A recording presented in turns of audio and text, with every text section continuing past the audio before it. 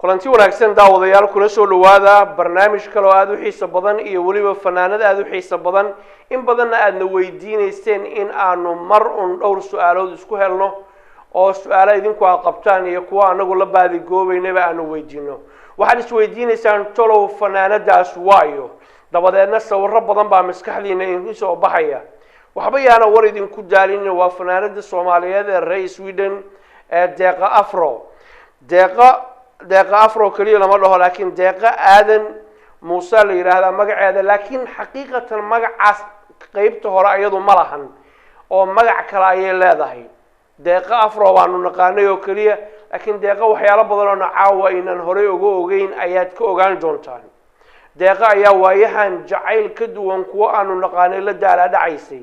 Deeqa waa hooyo Soomaaliyeed waa gabar Soomaaliyeed haddana waa fanaanad waxyaalo fara badan ayay Deeqa ka shaqeysaa oo horumarka bulshada ah oo aan jecelahay inaan caawa wax ka weydiino iyo nafteedaba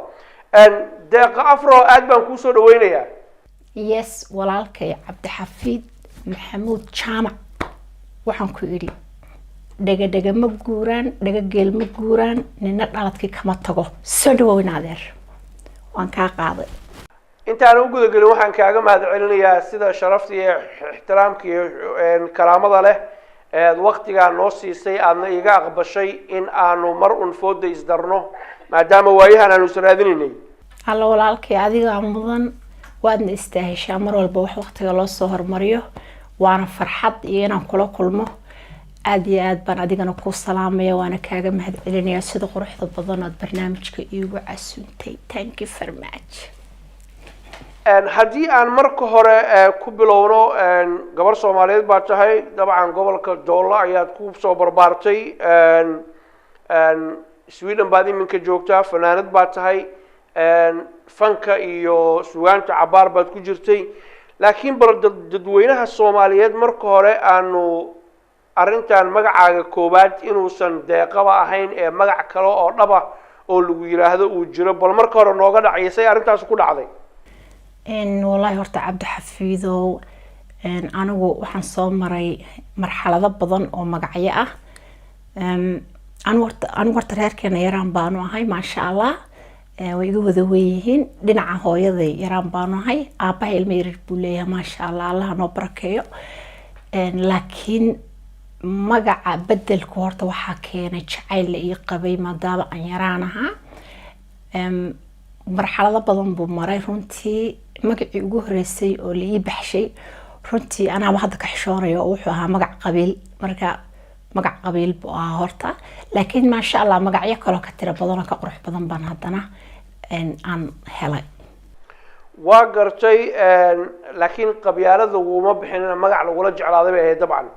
horta walaa qabyaalada iguma bixinin wuxuu ahaa magac la jeclaaday run magacaygaasna waxa la oran jiray intaan Deeqa la oran ka hor waxa la oran jiray Harti Deeqa marka horta haddaan sababtaas magacaas horta hooyaday baa ii bixisay ma sha Allah Harti Deeq buu ahaa magacayga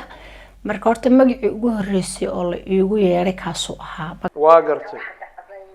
tana waxa dhacday in aabahay ii baxshay magac la yiraahdo cusub ayadoo cusub la yiraahdo ayaa haddana waxa dhacday horta intan magacan Harti Deeq laga bedelin ayaa waxa dhacday maalmaha kamid ah nin oo abtigay ah oo maartay sheekh wadaada ayaa wuxuu yiri wuxuu maqlay magac la igu yeerayo Harti Deeq iyo waxaas markaas intuu yaa wuxuu gabadha magaceed Saali Harti Deeq Zoya Harti Deeq acuudu billahi min shaytaan janna gabadha magaca ka bedel marka hooyo ku yiri gabadha magaca ka bedelo waxa jirta abtigeed baa tii ka bedel betel moogta ninkii abtiga Ilaahay khayr siiyo wuu baxay gurigiistii buu tagay habeen dhan buu wuxuu ku soo jeeday magacyada quraanku aqriyay wuxuu yiri suurad walba intaan aqriyo baa waxaan ilaahdaa Ilaahu burjigeeda magaceeda igu tus adigu calaati hal dhowr magac oo meel ku maxaan ku daadshay qorituur xafsa soo baxday magacayga markuu wuxuu ahaa xafsa ay marka cusub baa lagu dhahaa Deeqa lagu dhahaa xafsa lagu dhahaa waa magacyo badan tahay wanqalkaagiina sidaad sheegtayba dhaqanku wuxuu yahay gabdhahana hal neef baa loogu wanqalaa inamadana labo ade labaa lagu wanqalay ninkii kusoo doonayna waxa uu yiri aan wax afsa dooni maaye deeqa okay magacyadii baan ku jirnaa magacan afro xaguu ka soo raacayaasha ku bixiyay muxuuna ujeedadu ku yimid waxa horta inaad magaca afro horta wuxuu ahaa anigu horta waxaan lahaan jiray timo yaroo maartay bulbula baan mar walba lahaa marka bulbulo ahaa magacayga hore markii ugu horeysay bulbulo marka bulbuladii bay dadku inta yara fahmi waayeen bay dhahan waaba afro markaan qurbaha ibin baa afro igu baxay laakiin magacaas timaha mar walba waan wato de wuxuu ahaa bulbulo ahaa marka kaasna waa saas haddaan si fudud u dulmarno waxa la yiraahdo fanka iyo suugaanta iyo goortaad kusoo biirtay bar haddaad xusuusta dib cajalada u yara celisid maxaad ka xasuusataa cabdixafiid horta anigu fanka waan ku dhashay baan dhihi karaa sababta aan u leeyahay waa ku dhashana waxay tahay aniga waxay dhashay gabar abwaanada oo maaragtay runtii meelo badanna laga yaqaano oo maaragtay dhinaca Puntland oo kale mas'uuliyad maaragtay ka soo ahayd gabayda buraanburta qof runtii bulshada ay ku noolayd maaragtay caanka ah oo ka ah maartay darajo looga hayo ayaa dhashay marka durbaanka anoo yar baan tumi jiray marka fanka anigu waa ku dhashay taas waa gartay marka fankii haddii ay gurigii kaga soo barbaartay oo hooyo saas ay tahay halkaan waa ka salaamayna khayr alaasiyo dabcan inaad soo bandhigtid oo heesi kartid oo ummadii soo hor istaagtid baa ku xigtay heestii kuugu horreysay qaaday meeshaad ku qaaday yaa miraha lahaa bal dib u yara xusuusa ayadana alla walaal horta cabdixafiid oo markii intaanan heesin ka hor anigu horta waxaan qaadi jiray waxyaalaha dhaqanka jaandheertoo kale aroosyadan ka qaadi jiray ciyaaraha afka laga qaado durbaankooda wata ayaan horta markii ugu horreysay runtii xataa anoo afra ciyaaraha hidiya dhaqanka ayaan horta qaadi jiray markii ugu horreysay oo maartay waxaan tumi jiray jaandheertoo kale marka ciyaarihii iyo waxyaalaha dhaqankaana xoog baan u jeclahay anigu adduunka waxaan u jeclahay wax dhaqan la yiraahdo marka dhaqankii aan sameyn jiray oo maaragtay aan xooga saari jiray ayaa waxa ka soo dhex baxday heesii baa ka soo dhex baxay marka inaan heeso de saasa keentay oo ma sii gudbay laakiin waa gartay heeso badan baad kale qaaday isaan ogahay Donald Trump ha ahaato wixii hore la iska ilo wixii hore iyo heeso kaloo lamid ah ayaad qaaday heestii 2018 aad qaaday maalintii calanka Soomaaliya loo qaaday kooda luuliyo ma qan waxaa jirtay Soomaali baan hees la yiraahdo dad fara badan ayaad u riyaaqeen aad qaaday iyo heeso kale igu filan jacaylkaaga oo kala kamid ah heesahaas oo dhan markaad eegtid deeqo heestay baad isleedahay iyo kuwa kale aan soo koobi karinin bay deeqa ugu jeceshahay haddaan ku dhaho 2 ama 3 ka dooro sababtuna waa maxay horta wallahi heesaha aan qaado waxa jirta 2 hees kaliya ay qusaysa wax kale ay quseeya ma jirto waxa kale waxaan u qaaday jacayl aan u qabo iyo munaasabado iyo de rabitaan baan u qaaday heesaha kale laakiin heesaha aniga aan maartay quseeya labada heesood adiga gaar ku quseeyo oo dabcan aad ka xulatay kuwa kale oo dhan adiga quseeya alla saaxiibo waxaan kaaga sheegi karaa jacayl aniga isoo maray oo maaragtay cajiib ahaa oo aan u baxshay jacaylka luuqa jacaylkaas looga yara dhac iyo jacayl aan u baxshay baa jirtay jacaylkii laabka galay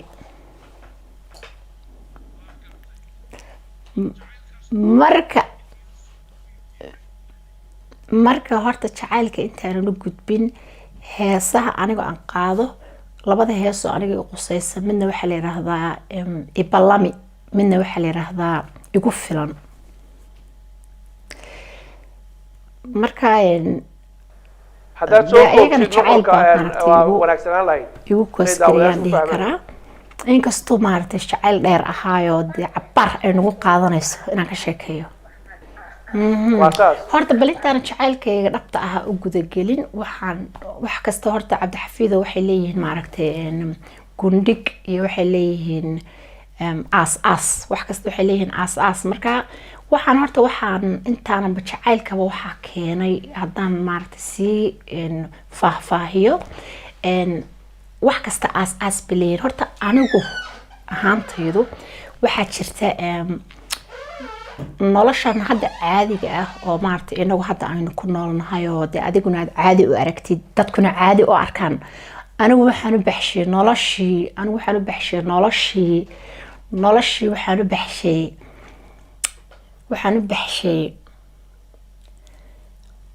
nolosha dee waxaan u baxshay ah iscaajka ama nolosha waxaan u baxshay sug waa gartay nolosha buuqa nolosha aan deganayn nolosha bilaa xasiloonida ah nolosha bilaa xasiloonida aan u baxshay noloshan marka bilaa xasiloonida aan ka hadlayaa waxay tahay waataynu hadda ku noolnahay sababta aan saas u leeyahay waxay tahay telefoon baa kuu soo dhacaya maxaan ku irta TV baa waxaa kasoo gelaya war kasoo gelaya maxaan ku idhahay tooy dee gaari baad wadataa diyaarad baa wiifle dhar baad qabtaayo marka waxa leedahay noloshan baa kaleed way leedahay qof maartay xirxiran baa tahay oo dee dhar qaba warqad baa ku soo dhacaysa noloshan oo dhan baa marka waxaan u aqaanaa nolosha buuqa nolosha aan deganayn marka nolosha horta waa kadeedba bataatanba laakiin waxaan isiri horta bal deeqay haddaad maaragtay tan aad dee qofkii wixii intuu wixii maaragtay saluugo inuu haddana xal keeno waa muhiim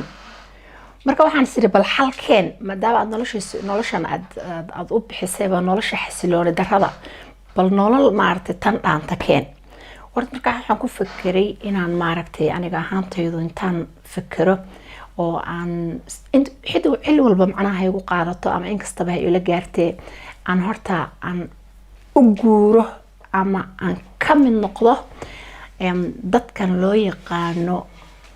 dadka duurjoogta ah ama maxaa la yidhaha Soomaalidu waxay tiraahdaa cawaanta marka deeqay yara qiix noloshan kadeedka inaad ka baxdid oo dadka cawaanta aadid maxaad ula jeedaa waxaan uga jeedaa walaalow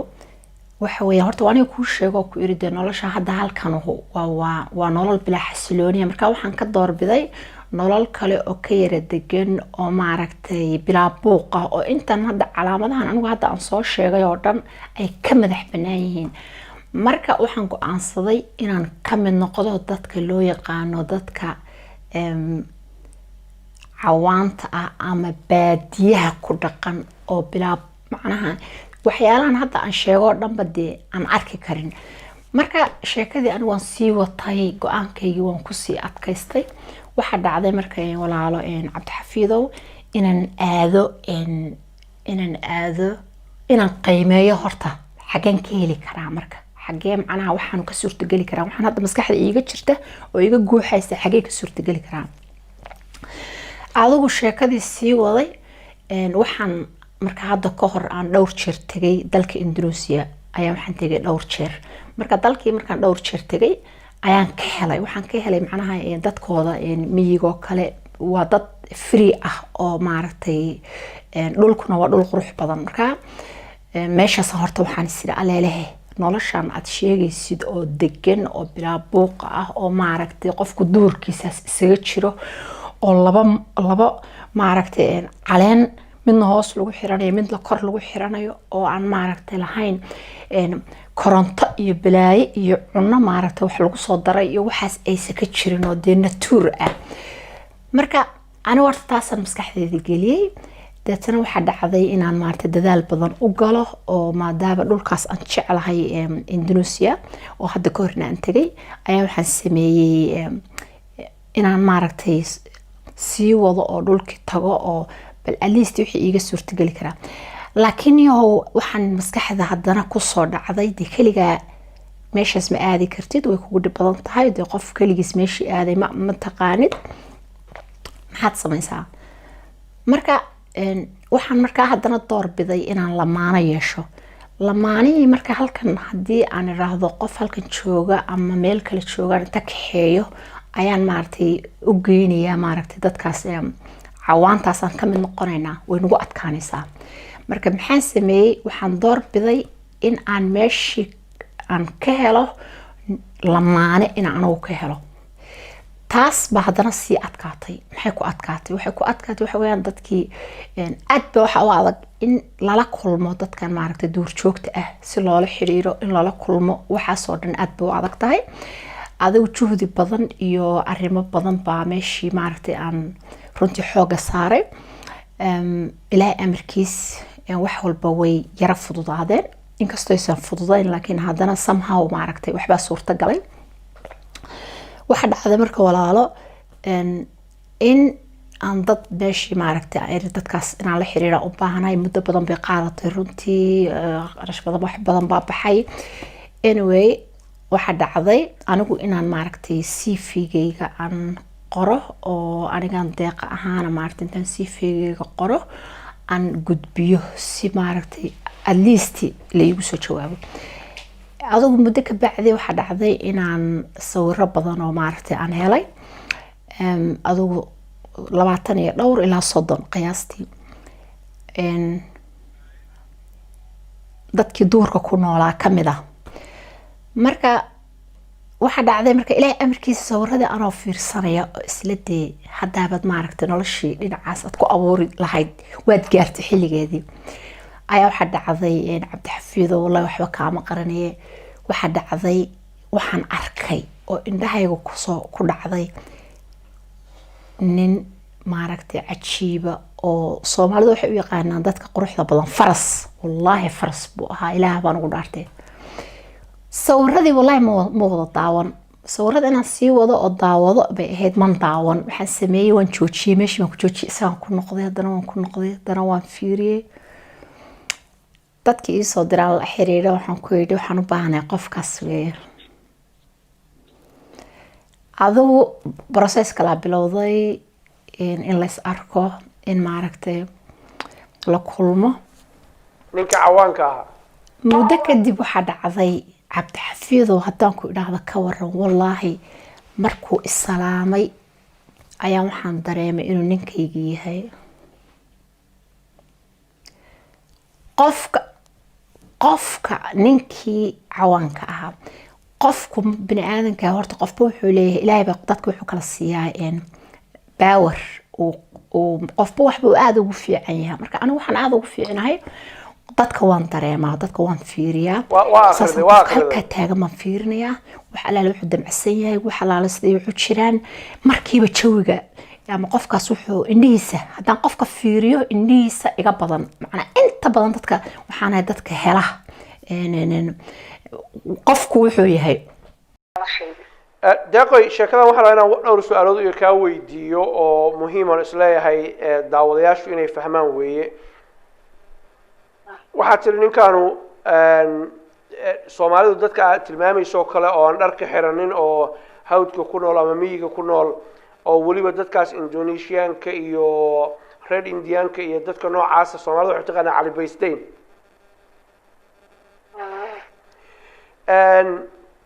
intaan wax kale u gudbinba daawaduhu wuxuu isweydiin karaa deeqa oo gabar Soomaaliyeed ah oo Soomaali ah oo hooyo aaba Soomaali ay yihiin waxa rag Soomaali ilaahay badiyay oo diyaar guur u ah oo qaarkood laga yaabo meel ay ku soo maraan inay la yihiin ay jirto qaarkood arjiye ku soo qorteen ninka hawdka ku jira oo maxaa la yiraahdaa reemii ma raba inaan dhaho reemii dadku waxay maleynayaan miyigeeni iyo dhaqankeeni saad u sheegtay laakiin haddaan u dhigo ninka cawaanta ee qaawane wasladihiisii ku daday caleenta aan dharka xiranin maxay deeqo ku fashay haddii lagu yiraahdo maxaad oran lahayd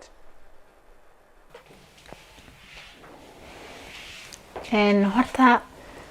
waxyaalahan horta qofka waxbaa lagu meel ka abaaraa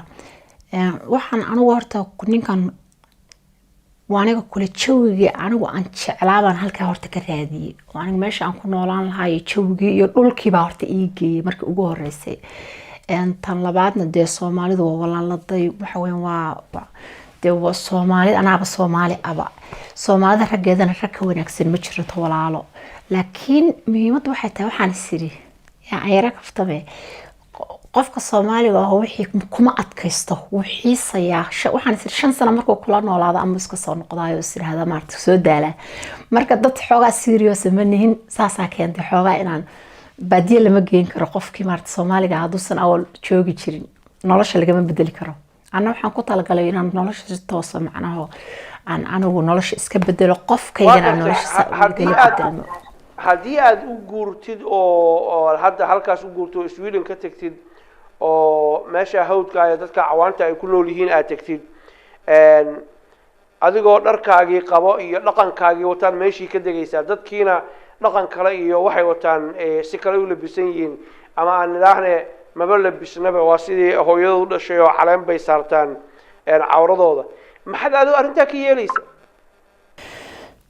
والله هرتي محن كده هاي توارونه إن يربي هالكاس مارت يرأت كان دونتا لكن دوا وحن كنت على جلايا واني بقوله نلاشان مارتي بلا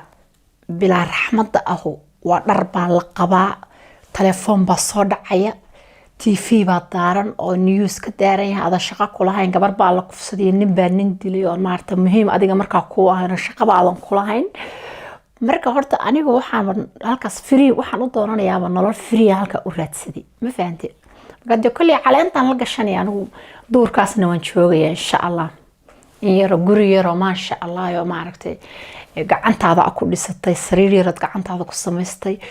ma aragtay alaabta xitaa gacantaydina ku samaysto dharkana de caleenta un bay noqonaysaa insha Allah sababta waxaan ka cararayaa marka noloshan pressure-ka iyo telefoonka iyo biilasha iyo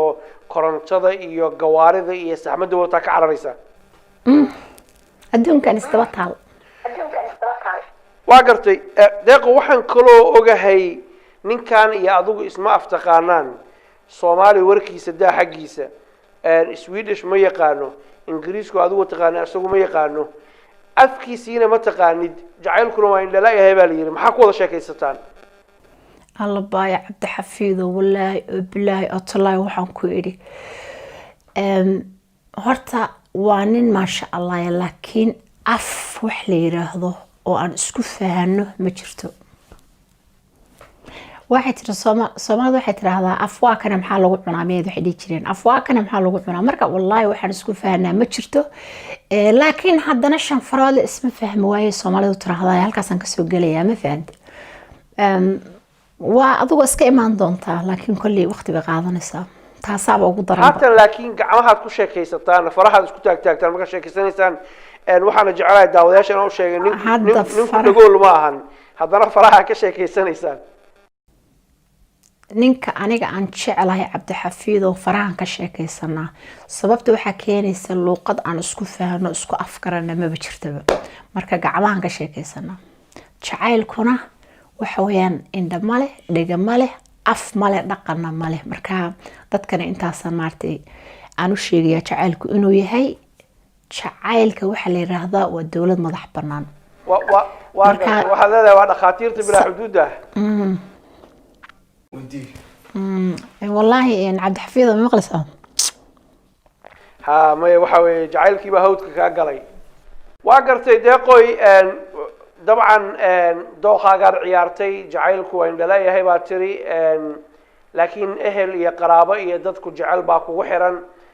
markay yiraahdaan lagu yiraahdo gabadhii Xafsa ahayd deeqa ahayd cusub ahayd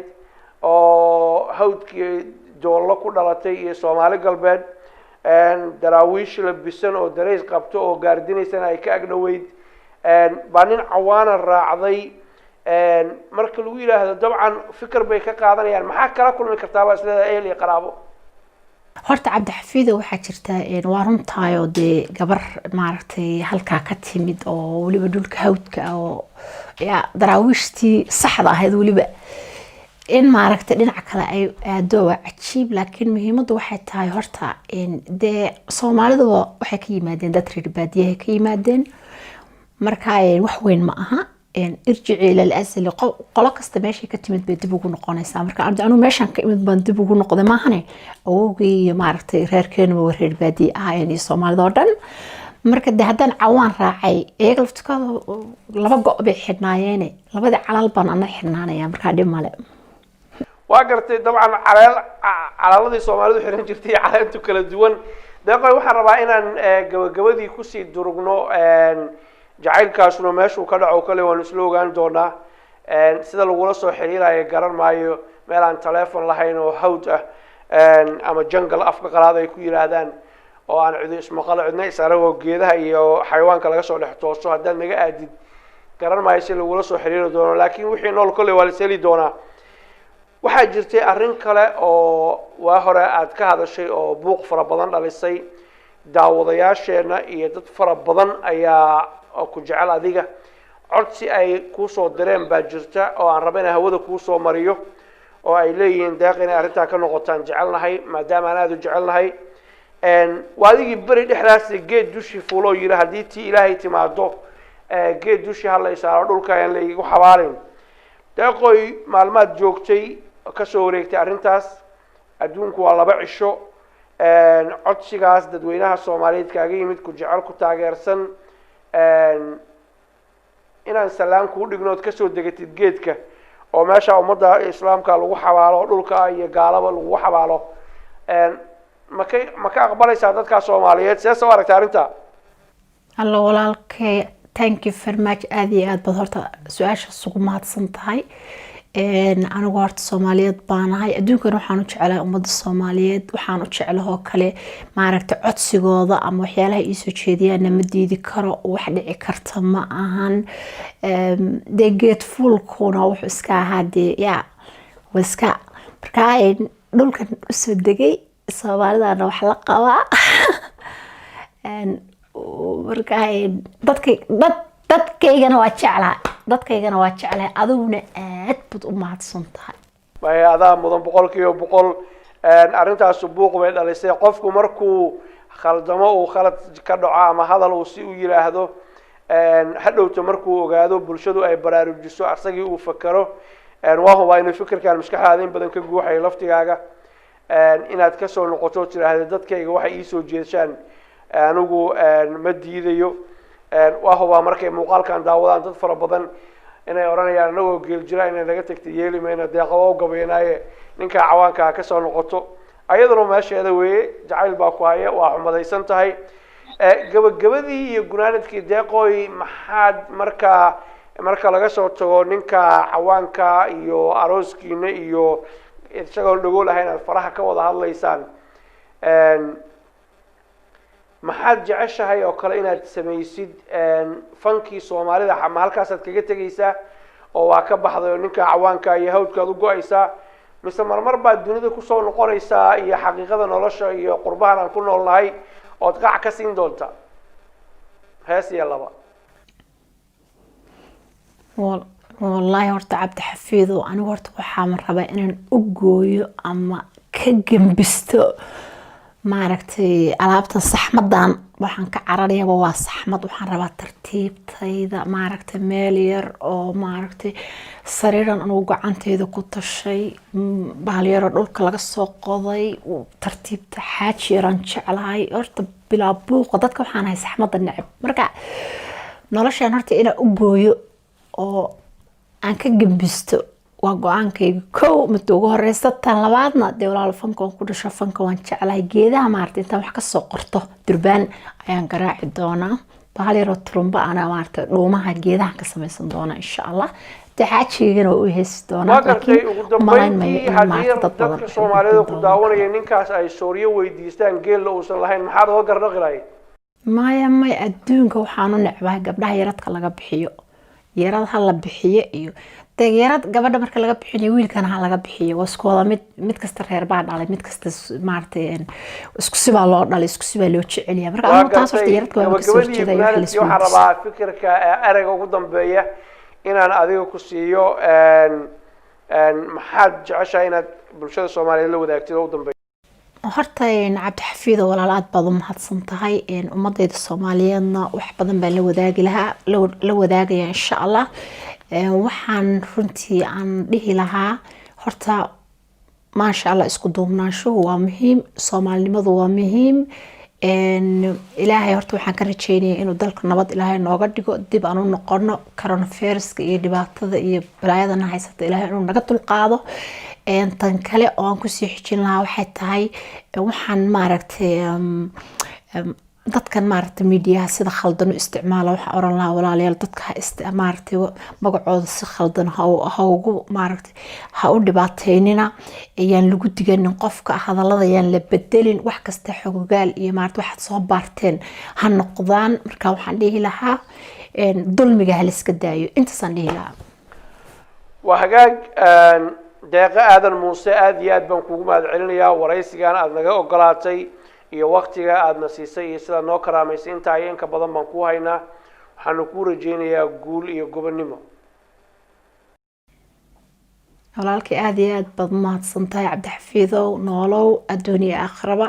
waxaad tahay qof Soomaalida ku weyn waxaad tahay qof anaga nagu weyn waxaad tahay qof qaali ah qof aanan sinaba uga maarmin bulshada Soomaaliyeed sinaba kaaga maaranto ilaahay waxaan ku rajeynayaa cimri dheer iyo caafimaad cadowgaagan Allah jabiyo waxaan ku leeyahay assalaamu calaykum waraxmatullaahi wabarakaatuh Soomaalidu waa uliya diir waa isku baahanahay aad baa u mahadsantahay waxaan kaloo jecelahay inaan u mahadceliyo dhammaan daawadayaasha sidoo kale waxaan u mahadcelinayaa barnaamijkan duubay qaybtiisa magaalada London wariye Cabdifataax Cali Shirwac aan boqolkiiba boqol mahadcelinayo laf dhabar u ahaa sidoo kale Sweden waxaa barnaamijkan duubay saaxiibkay Cali Rock oo marnaba abaalkiisa aan gudi karinin in dhalinyaro khiyaar ah oo aad iyo aad hawl badan ah ilaahay ku karaamayaan leenahay sidoo kale waxaan jeclahay inaan mahadceliyo abwaankeena ama fanaankeenna Cali Dhaanto asagoo laftigiisa barnaamijkan qayb ka ahaa oo nin asxaab aan nahay marna walaalo aan nahay kulligiin inagoo isku duuban guul baan idin rajeynayaa waana mahadsantihiin